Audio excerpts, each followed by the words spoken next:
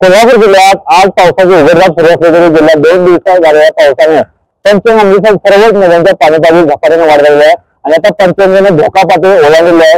पंचगंगा धोका पातळीने ओलांडताना आपल्याला पाहायला मिळत आहे। मी सध्या पंचगंगा नदी काठावर मी सगळी दृश्य पाहतो की पंचगंगा नदी दुथडी वाहत आहे। पाण्याच्या प्रमाणात वेगाने वाढ झालेली आपल्याला पाहायला मिळत आहे।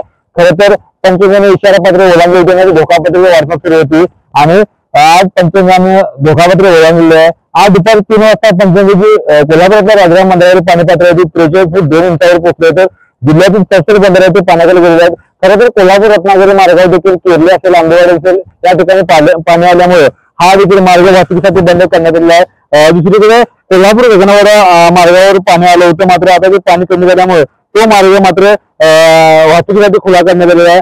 राधानगरी धरणाची देखील आज पावसाने काही अंशी उडी घेतल्यामुळे राधानगरी धरणाचे देखील दरवाजे सुरू असणारे ते सर्व दरवाजे बंद आहेत आणि आता फक्त एक दरवाजा राधानगरीला सुरू आहे आणि त्या राधानगरी धरणातून 2928 क्युसेक पाण्याचा विसर्ग भोगावती नदीपात्रात पर्यायाने पंचगंगा नदीपात्रात सुरू आहे। खरं तर आज पावसाने उघडझाप सुरू आहे, काही अंशी पावसाने विश्रांती घेतलेली म्हणावी लागेल। त्याचमुळे राधानगरी धरणाचे दरवाजे सुरू असणारे ते बंद आहेत आणि आता फक्त एक दरवाजा सुरू आहे।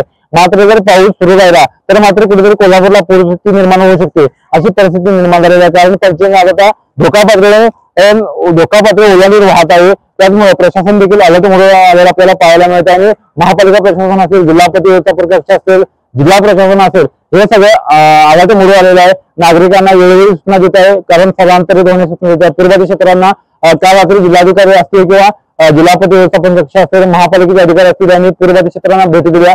काही नागरिकांनी स्थलांतर केले, जनावरांना देखील स्थलांतरित केलेलं आहे। जर मात्र पूर परिस्थिती निर्माण झाली तर जिल्हा प्रशासन सज्ज असल्याचे त्यांनी सांगितले आणि नागरिकांनी भीती बाळगू नये, मात्र प्रशासन दिलेल्या वेळोवेळी सूचनांचं पालन करावं असं आवाहन देखील केलेलं आहे। आज पावसाने विश्रांती घेतली, मात्र पाऊस सुरू आहे तर मात्र कोल्हापूरला पुन्हा एकदा पूर परिस्थिती निर्माण होऊ शकते। त्यामुळे प्रशासन देखील अलर्टमुळे आपल्याला पाहायला मिळत आहे। श्रीकांत पाटील, नवराष्ट्र, कोल्हापूर।